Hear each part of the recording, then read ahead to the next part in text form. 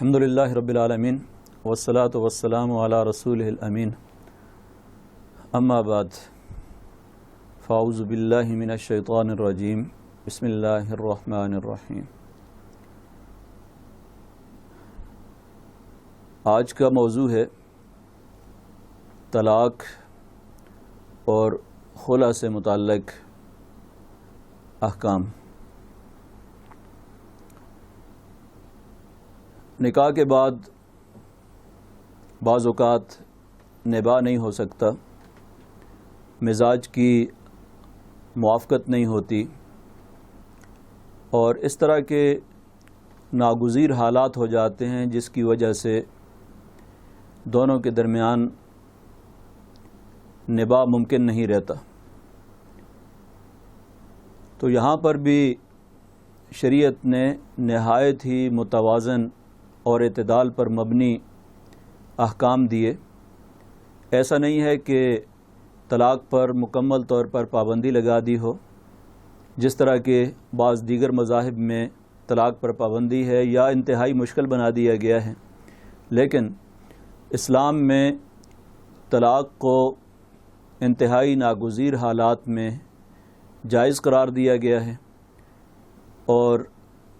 نبی اکرم صلی اللہ علیہ وسلم نے فرمایا ابغض الحلال عند اللہ الطلاق،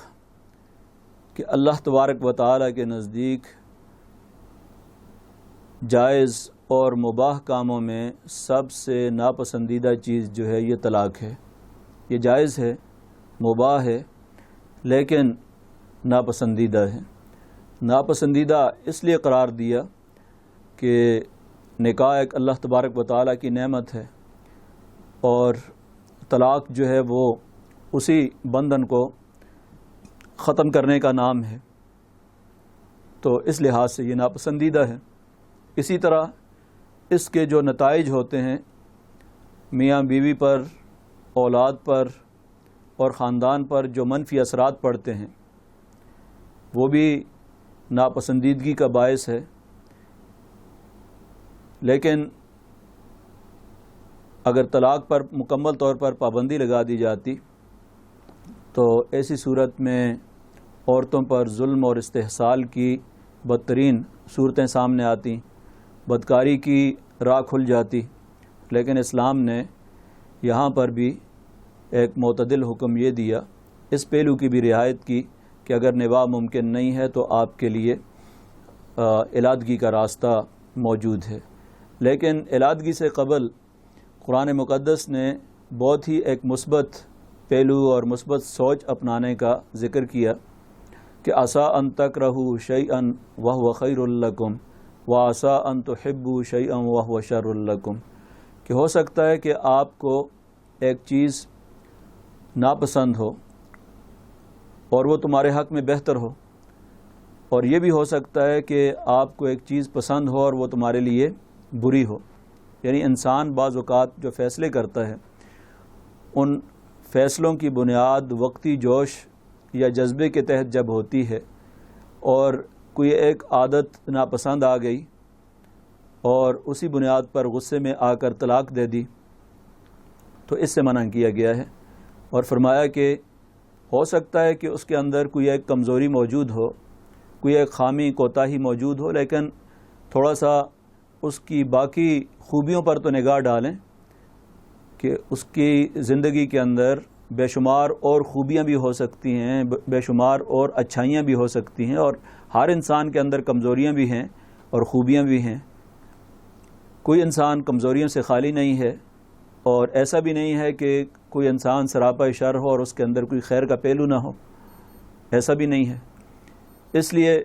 قرآن مقدس نے پہلے مثبت سوچ اختیار کرنے کی تاکید کی ہے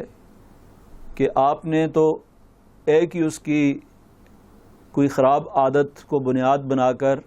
یہ فیصلہ کر لیا ہے کہ آپ نے علادگی اختیار کرنی ہے، یا چند عادات جو ہیں ان کو اختیار کر کے آپ نے یہ فیصلہ کر لیا ہے، لیکن اس سی بہت سی خوبیوں پر نگاہ ڈالیں تو آپ کو اپنے فیصلے پر نظر ثانی کرنے میں آسانی ہوگی۔ اور اگر قرآن مجید کی اس آیت پر عمل کیا جائے تو طلاق کے 80% مسائل جو ہیں وہ حل ہو سکتے ہیں، اور لوگ کم از کم طلاق کا جو فیصلہ کر چکے ہوں وہ اگر اس معاملے میں غور و فکر کریں تو وہ طلاق دینے سے باز آ جائیں۔ اس کی بڑی وجہ وقتی جوش، وقتی غصہ اور وقتی جو جھگڑا ہوتا ہے اس کے نتیجے میں انسان انتہائی غصے میں آ جاتا ہے، تو اس غصے میں آ کر وہ طلاق دے دیتا ہے۔ اسی لیے جب لوگ طلاق کا مسئلہ پوچھنے کے لیے آتے ہیں تو کہتے ہیں جی میں غصے میں تھا اور غصے میں آ کر میں نے 3 طلاق دے دی ہے، تو اب میرے لیے کوئی راستہ ہے یا نہیں ہے؟ تو غصے کی حالت میں اس طرح کے فیصلے کرنا درست نہیں ہوتا، اس لیے کہ بعد میں ندامت ہوتی ہے، شرمندگی ہوتی ہے،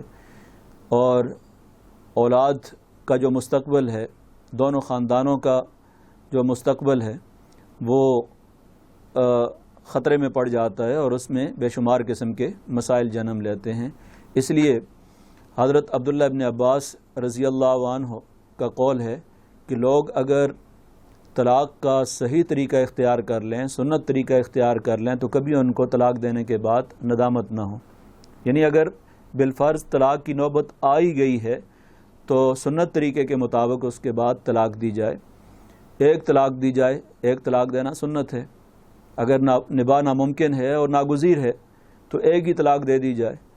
اب اس کے پاس راستے موجود ہیں کہ دوبارہ وہ رجوع کر سکتا ہے اگر بعد میں کوئی ندامت ہے، پچھتاوا ہے۔ اسی طرح اگر عدت گزر جاتی ہے تو نکاح کی تجدید ہو سکتی ہے۔ یہ طلاق کے ضمن میں یہ دونوں صورتیں میں آپ کے سامنے ذکر کروں گا ابھی، لیکن قرآن مجید میں اس معاملے میں بہت ہی خوبصورت اور عمدہ ہدایات دی گئی ہیں، اور طلاق جو ہے یہ بھی اس کا بنیادی طور پر یہ شوہر کے ہاتھ میں یہ چیز رکھی گئی ہے کہ اس کا حق ہے، لیکن اس کے باوجود اس کو بہت ہی بنیادی ہدایات دی گئی ہیں۔ وَلَا تُمْسِكُوهُنَّ ضِرَارًا لِتَعْتَدُوا، کہ عورتوں کو اس لیے روک کے نہ رکھو کہ ان کو خوب تم ضرر پہنچاؤ۔ ان پر زیادتی اور ضرر پہنچانا، بعض اوقات انسان غصے میں آ کر جو ہے طلاق بھی نہیں دے رہا ہے اور نباہ بھی نہیں ہو رہا، ایسی صورت میں اس کے حقوق کی ادائیگی بھی نہیں کرتا اور حسن معاشرت بھی ممکن نہیں رہی، ان کے ساتھ ظلم کرتا ہے، زیادتی کرتا ہے، ضرر پہنچاتا ہے، اس کو نقصان پہنچانے کی کوشش کرتا ہے، ذہنی طور پر اس کو ٹارچر کرنے کی، اذیت دینے کی کوشش کرتا ہے۔ تو ضرر کی جو بھی شکل ہو، خواہ وہ ذہنی طور پر اذیت پہنچائی جائے، جسمانی طور پر اس کو کوئی نقصان اور اذیت پہنچائی جائے، اس سے قرآن مجید نے منع کیا۔ اور یہاں شوہر کو 2 آپشن دے دیے کہ الطلاق مرتان، طلاق 2 مرتبہ ہے، فَإِمْسَاكٌ بِمَعْرُوف، اب اس کے پاس اختیار ہے کہ احسن انداز میں عورت کی طرف رجوع کر لے، روک لے اس کو، یعنی 2 طلاق کے بعد رجوع کا حق حاصل ہوتا ہے۔ جس طرح دوسری جگہ فرمایا کہ وَبُعُولَتُهُنَّ أَحَقُّ بِرَدِّهِنَّ، ان کے شوہر جو ہے وہ زیادہ حقدار ہیں واپس لینے کے، خواہ وہ عدت کے بعد نکاح کی تجدید کی شکل ہو یا ابھی عدت ہے اور طلاق رجعی ہے، تو ایک طلاق رجعی کے بعد ظاہر یہ بھی شوہر کا حق ہے۔ فَإِمْسَاكٌ بِمَعْرُوفٍ أَوْ تَسْرِيحٌ بِإِحْسَانٍ، اب طلاق کے حوالے سے دوسرا حق یہ ہے عورت کا کہ اس کو اچھے انداز میں رخصت کر دیا جائے۔ اب قرآن مجید کا یہ حکم بھی اگر دیکھیں تو آج ہمارے معاشرے میں کوئی طلاق بھی عمدہ اور اچھے انداز میں احسان کے ساتھ ہو رہی ہے؟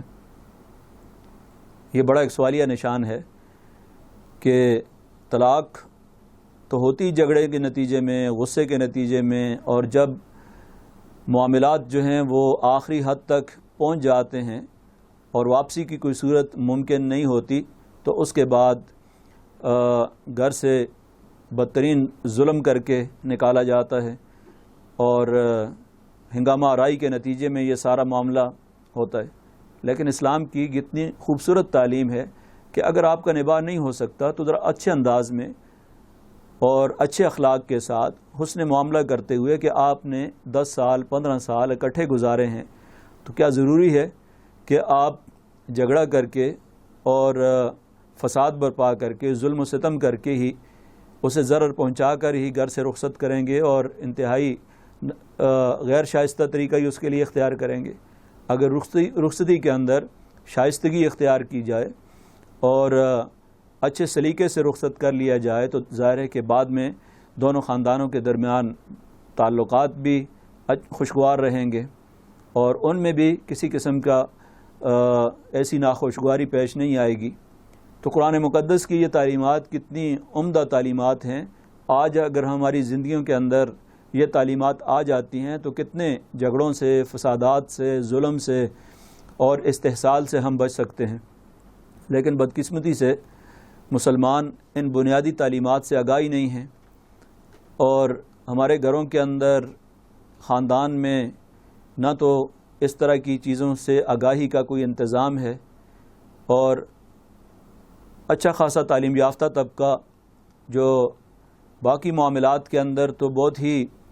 اس کی تعلیم جو ہے وہ اعلیٰ تعلیم ہوگی، لیکن نکاح اور طلاق کے بنیادی مسائل تک سے بھی واقف نہیں ہوتا، جس کے نتیجے میں یہ مسائل پیدا ہوتے ہیں. تو یہ بہت ہی اہم احکام ہیں. قرآن مجید نے اب یہاں پر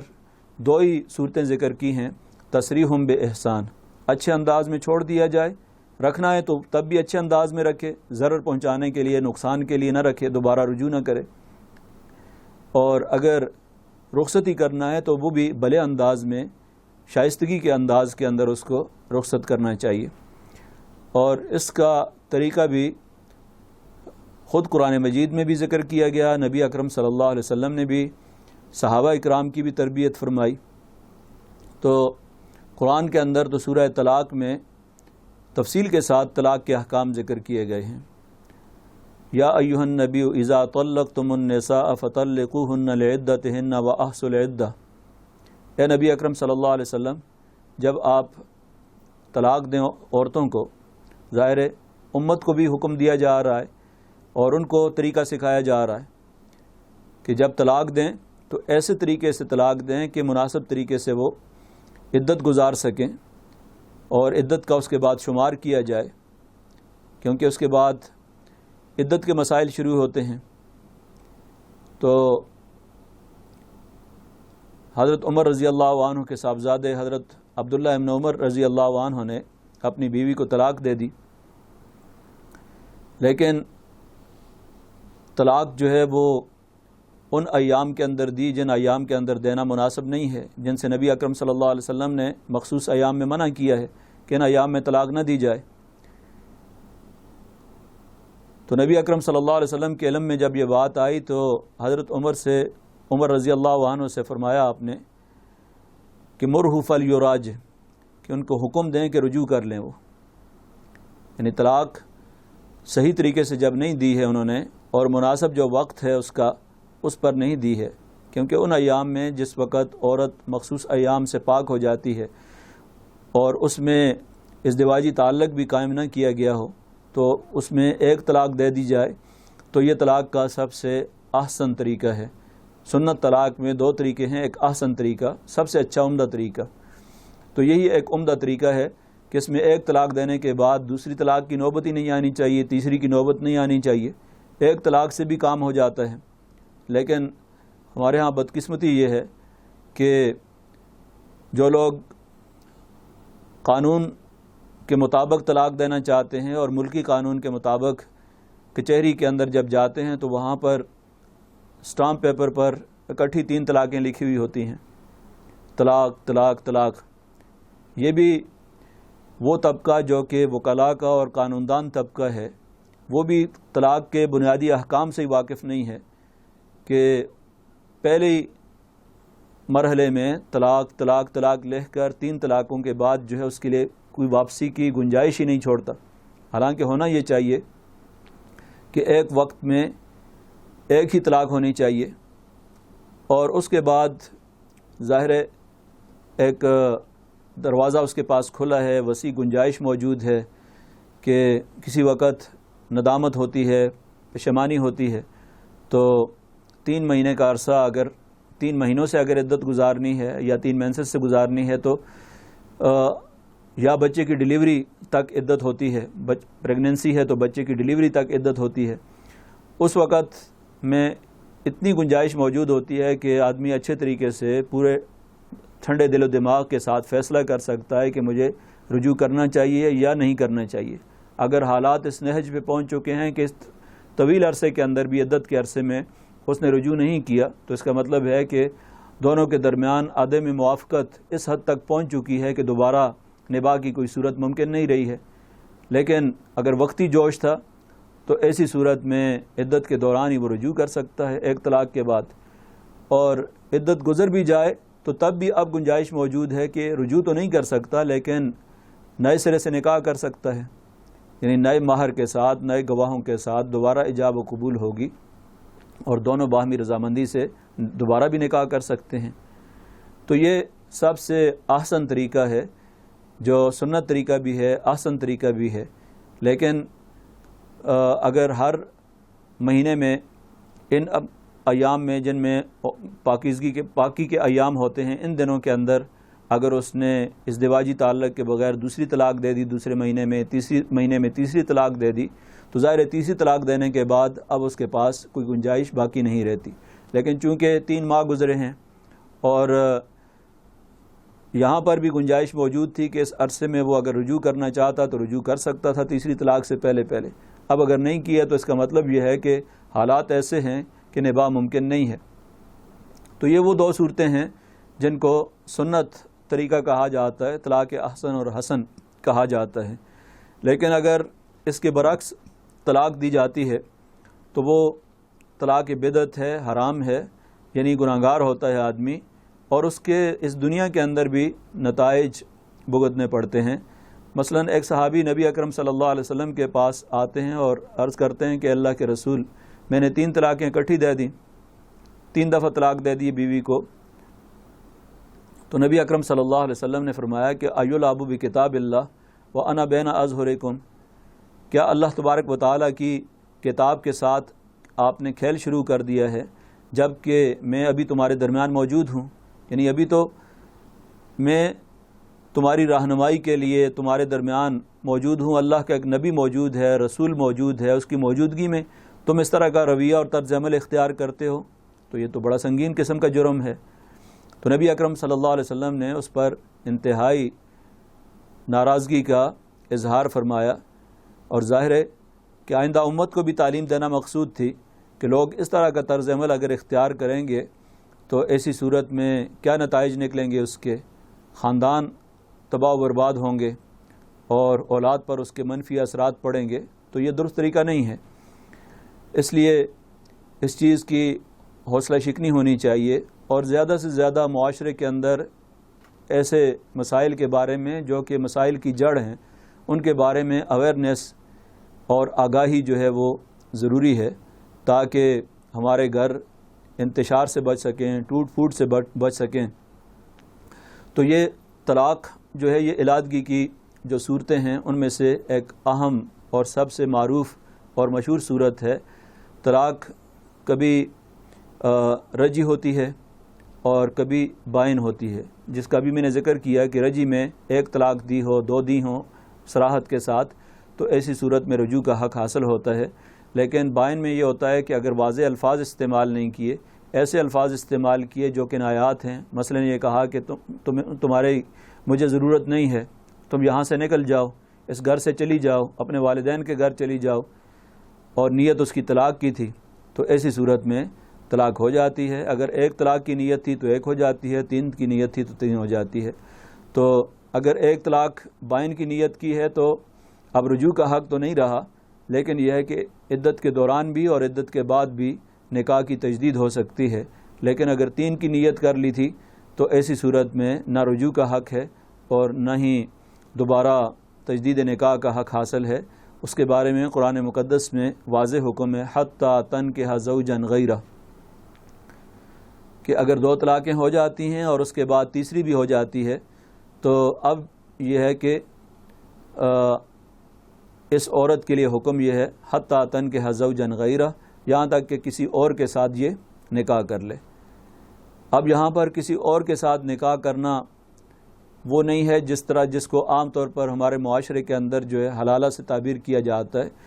اس پر تو نبی اکرم صلی اللہ علیہ وسلم نے لعنت بھیجی ہے، لعن اللہ المحلل والمحلل لہ، حلالہ کرنے والے پر بھی اور جس کے لیے کیا جاتا ہے اس پر، دونوں پر اللہ کی لعنت ہو۔ تو یہ بدترین شکل ہے، اور کوئی آدمی بھی مسلمان ہوتے ہوئے اس طرح کا طرز عمل جو ہے وہ اختیار نہیں کر سکتا۔ اس کے لیے جائز صورت یہ ہے کہ جب 3 طلاقیں ہو چکی عدت گزار لے اور کسی اور فرد کے ساتھ یہ نکاح کرتی ہے اور مہینہ 2 مہینے گزر جاتے ہیں لیکن ان کا بھی آپس میں نباہ نہیں ہو گیا اور نہیں ہو سکتا، یا دوسرے شوہر کی ڈیتھ ہو جاتی ہے، وفات ہو جاتی ہے، تو اب اس کی وفات کے بعد جو عدت ہے 4 مہینے 10 دن، یا طلاق ہو جاتی ہے کچھ عرصے کے بعد اور اس کے بعد وہ عدت گزار لیتی ہے۔ اب یہ دونوں سابقہ جو شوہر اس کا ہے اس کے ساتھ یہ دوبارہ نکاح کرنا چاہتی ہے، تو یہ ایک جائز صورت ہے۔ لیکن پہلے سے اگر طے کر لیا جاتا ہے کہ چند گھنٹوں کے لیے، 1 گھنٹے کے لیے، 1 رات کے لیے، جس طرح کے حلالہ کا تصور ہمارے معاشرے کے اندر پایا جاتا ہے، اس پر تو اللہ کے رسول نے لعنت فرمائی ہے کہ جس کے لیے کیا جاتا ہے اس پر بھی لعنت، اور جو کرنے والا ہے اس پر بھی اللہ کی لعنت ہے۔ تو یہ طرز عمل کسی مسلمان کے شایع نشان نہیں ہے جس پر اللہ کے رسول نے لعنت فرمائی ہو، وہ کسی طرح بھی ایسا طرز عمل جو ہے وہ اختیار نہیں کر سکتا۔ اب جب شریعت نے اتنے تفصیلات کے ساتھ قانون طلاق ذکر کیا اور اس کے باوجود ایک آدمی ان ہدایات پر کی پابندی نہیں کرتا، تو اس کو یہ سزا ضرور ملنی چاہیے کہ وہ اس طرح دوبارہ اس بیوی کو لینے کے لیے جو طرز عمل اختیار کرتا ہے اس طرح کا کوئی، تو اب دوسرا شوہر اس کے ساتھ نکاح کرے، وہ اپنی آزاد مرضی سے بعد میں اگر طلاق دے دیتا ہے کسی وقت اور اس کی بھی کوئی وجہ ہے کہ نباہ نہیں ہو سکتا، تو ایسی صورت میں کسی قسم کا کوئی مضائقہ نہیں ہے، کسی قسم کا کوئی گناہ نہیں ہے۔ تو یہ اس صورتحال سے بچنے کے لیے کہ بعض اوقات یہ ہوتا ہے کہ قرآن مجید نے جس چیز کے بارے میں فرمایا کہ وَلَا تُمْسِكُوهُنَّ ضِرَارًا، کہ بعض اوقات شوہر جو ہے وہ طلاق بھی نہیں دیتا اور عورت کی زندگی انتہائی اجیرن ہو جاتی ہے، ظلم ہے اور استحصال ہے، تشدد ہے گھر کے اندر، تو ایسی صورت میں ملکی قانون کے اندر تنسیخ نکاح کا باقاعدہ ایک ایکٹ موجود ہے جس کو ڈیزولوشن آف میرج ایکٹ 1939 کہا جاتا ہے۔ اس کے تحت نان و نفقے کی عدم ادائیگی کی صورت میں کہ 2 سال تک اگر خرچہ شوہر نے نہیں دیا ہو تو یہ ایک کافی وجہ ہے عورت کو فسخ نکاح کے لیے ڈگری دینے کی، یعنی عدالت جو ہے اگر یہ سمجھتی ہے اور اطمینان حاصل کر لیتی ہے کہ 2 سال تک اس کو نان و نفقہ خرچہ نہیں ملا ہے، تو اس بنیاد پر وہ فسخ نکاح کر سکتی ہے۔ اسی طریقے سے 7 سال تک اگر قید ہو جاتی ہے شوہر کو، تو تب بھی عدالت جو ہے اگر عورت چاہتی ہے کہ وہ نکاح فسخ کرائے تو نکاح فسخ کرانے کے لیے عدالت کا رخ کر سکتی ہے، لیکن اس کے لیے فسخ نکاح کے لیے لازماً اس کو عدالت ہی میں جانا پڑتا ہے، عدالت کے بغیر فسخ نکاح نہیں ہوتا۔ نکاح کے لیے، تنسیخ نکاح کے لیے اس کو عدالت کا رخ کرنا پڑتا ہے اور وجہ بتانی پڑتی ہے۔ کچھ وجوہات، 8-9 بڑی بڑی وجوہات اس قانون کے اندر ذکر کی گئی ہیں کہ شوہر جو ہے ایک طویل عرصے تک لاپتہ ہو جاتا ہے، 4 سال کا عرصہ اس کے لیے مقرر کیا گیا ہے، اس کی تفصیلی احکام ہیں۔ اسی طریقے سے ظلم اور تشدد کرتا ہے اور یہ بات ثابت بھی ہو جاتی ہے عدالت کے اندر، تو ایسی صورت میں عدالت جب مطمئن ہو جائے ثبوت سے کہ واقعی اس پر ظلم اور تشدد ہوتا ہے، تو دونوں کے درمیان علیحدگی کرا دی جاتی ہے۔ یہ جوڈیشل سپریشن یا عدالتی تفریق ہے۔ تو یہ قانوناً یہ حق دیا گیا ہے عورت کو کہ وہ اگر کسی صورت میں، ان تمام صورتوں میں جن میں نفقے کی عدم ادائیگی ہے، شوہر کو قید ہو جاتی ہے، شوہر لاپتہ ہو جاتا ہے، یا اس کے علاوہ کوئی اور صورت جو ظلم و تشدد کی ہے، یا شوہر جو ہے وہ ازدواجی حقوق کے اہل ہی نہیں ہے، نامرد ہے، ان تمام صورتوں میں عدالت کو یہ حق دیا گیا ہے کہ جب کافی ثبوت موجود ہو تو اس کے بعد وہ علیحدگی کر سکتی ہے۔ اسی طرح ایک اور علادگی کی صورت ہے جو آج کا موضوع ہے، وہ ہے خلا۔ خلا میں انیشیٹو جو ہے وہ عورت کی طرف سے لیا جاتا ہے، اور وہ سمجھتی ہے کہ اس کا نباہ اس شوہر کے ساتھ نہیں ہو سکتا اور اس کی کوئی معقول وجہ بھی ہے، تو اس کے بعد وہ اس کے دو طریقے ہیں کہ عدالت سے باہر بھی ہو سکتا ہے اور عدالت کے اندر بھی ہو سکتا ہے۔ عدالت سے باہر یہ ہے کہ وہ شوہر سے کہتی ہے کہ میں آپ کو مہر واپس کر دیتی ہوں، آپ مجھے اس کے بدلے میں طلاق دے دیں، خلا کر لیں، اور شوہر راضی ہو جاتا ہے اور مہر واپس لے لیتا ہے، طلاق دے دیتا ہے اس کو، یا خلا کے الفاظ استعمال کرتا ہے کہ میں نے تجھے خلا دے دیا، تو خلا ہو جاتا ہے۔ دوسری صورت یہ ہے کہ عورت مطالبہ کرتی ہے اور شوہر جو ہے وہ طلاق دینے کے لیے راضی نہیں ہے۔ ایسی صورت میں عورت طلاق کے لیے عدالت کی طرف چلی جاتی ہے، چارہ جوئی کے لیے، دادرسی کے لیے۔ تو یہ دادرسی کا ایک متبادل طریقہ خلا کا بھی ہے کہ عورت نہیں رہنا چاہتی لیکن شوہر طلاق بھی نہیں دینا چاہتا، تو ایسی صورت میں ملکی قانون کے اندر بھی خلا کا اختیار دیا گیا ہے عورت کو، اور اسی طرح شریعت کے اندر بھی یہ اختیار دیا گیا ہے۔ فَإِنْ خِفْتُمْ أَلَّا يُقِيمَا حُدُودَ اللَّهِ فَلَا جُنَاحَ عَلَيْهِمَا فِي مَا افْتَدَتْ بِهِ، اگر تمہیں اندیشہ ہے کہ یہ دونوں اللہ تبارک و تعالیٰ کی حدود کو قائم نہیں رکھ سکیں گے، فَلَا جُنَاحَ عَلَيْهِمَا فِي مَا افْتَدَتْ بِهِ، تو کوئی حرج نہیں ہے کہ عورت کچھ فدیہ دے کر، کچھ معاوضہ دے کر آزادی حاصل کر لے، مہر واپس کر کے خلا حاصل کر لے، طلاق حاصل کر لے۔ تو یہ قرآن نے واضح طور پر اس میں اس بات کا ذکر کیا ہے کہ کوئی حرج نہیں ہے اس میں۔ تو آج ہمارے ملکی قانون کے اندر خلا کو بہت ہی آسان بنا دیا گیا ہے، اور اس میں 2010 میں فیملی کورٹس 1964 میں جو ترمیم کی گئی، 2015 میں جو ترمیم کی گئی، اس کے نتیجے میں اتنا آسان بنا دیا گیا ہے کہ اگر کوئی خاتون عدالت کا رخ کرتی ہے اور کہتی ہے کہ میں نے خلا حاصل کرنا ہے، تو شوہر کو سنے بغیر بھی عدالتیں جو ہیں وہ خلا دے دیتی ہیں، شوہر کی رضامندی کے بغیر، ایکس پارٹی ڈگری ہو جاتی ہے،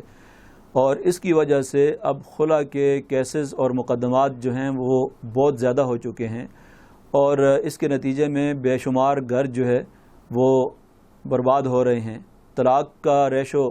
اور اس کا تناسب بھی بہت زیادہ ہو رہا ہے۔ یہ ہمارے لیے معاشرے کے اندر انتہائی الارمنگ پوزیشن ہے کہ معاشرے کے اندر خاندان کا جو بنیادی یونٹ ہے، بنیادی اکائی ہے، وہ انتشار کا شکار ہو چکی ہے، اور عدالتوں کے اندر طلاق کی اور خلا کے مقدمات کی شرح بتا رہی ہے کہ معاشرے میں یہ چیزیں، ہمارا خاندان کس حد تک ٹوٹ پھوٹ کا شکار ہے۔ تو یہ چیز بھی اس وجہ سے ہے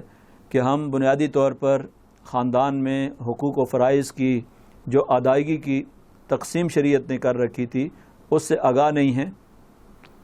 اور آگاہ نہ ہونے کے نتیجے میں مقامی جو رسم رواج ہیں، ظلم ہے، استحصال ہے اور گھریلو تشدد ہوتا ہے، اس کے نتیجے میں بعض اوقات یہ معاملات شوہر کی طرف سے ہوتے ہیں، ان کی طرف سے ظلم اور زیادتی ہوتی ہے، اور بعض اوقات جو ہے وہ عورت کی طرف سے کوئی زیادتی ہوتی ہے۔ یعنی ایسا نہیں ہوتا کہ یک طرفہ ہمیشہ شوہر ہی ظلم اور زیادتی کرتا ہو، بعض اوقات جو ہے وہ عورت کی طرف سے ایسا رویہ ہوتا ہے جو کہ غیر شائستہ رویہ ہوتا ہے اور وہ نباہ کو ممکن نہیں بناتا۔ تو اس لیے نبی اکرم صلی اللہ علیہ وسلم نے خواتین کو بھی یہ ہدایت کی ہے، اور ایک حدیث کے اندر فرمایا کہ اگر کسی خاتون نے بغیر کسی وجہ کے خلا طلب کیا تو اس کے لیے جنت کی خوشبو بھی حرام ہے۔ تو آج ہمارے معاشرے کے اندر یہ جو صورتحال پیدا ہو گئی ہے، جو سنگین صورتحال ہے کہ خواتین جو ہیں وہ چھوٹی چھوٹی باتوں پر خلا کے لیے چلی جاتی ہیں، مرد معمولی باتوں پر طلاق دینے کے لیے تیار ہو جاتے ہیں، معمولی سا غصہ ہوا تو اس سے خاندان تباہ ہوتے ہیں، اور دونوں خاندانوں کے اندر صرف یہ علادگی نہیں ہوتی بلکہ اس کے نتیجے میں جو قانونی نتائج اس کے مرتب ہوتے ہیں، اور اس کے خاص طور پر دونوں خاندانوں میں تنازعات اور جو جنم لیتے ہیں وہ انتہائی سنگین نوعیت کے ہوتے ہیں۔ اس لیے اگر ہم چاہتے ہیں کہ ہمارا خاندان پرسکون زندگی بسر کرے اور ہمارے خاندان جو ہے وہ جنت نظیر ہو، اس دنیا کے اندر ہی جنت بن جائے ہمارا خاندان، تو ہمیں ان حقوق سے، فرائض سے آگاہ ہونے کی ضرورت ہے اور شریعت کے ان احکام اور مسائل کو جاننے کی ضرورت ہے تاکہ ہم ایک خوشگوار زندگی بسر کر سکیں۔ دعا کہ اللہ تبارک و تعالی ہمیں اپنے خاندان کو اور خاندانی زندگی کو خوشگوار بنانے کی توفیق عطا فرمائے۔ وآخر دعوانا ان الحمد للہ رب العالمین۔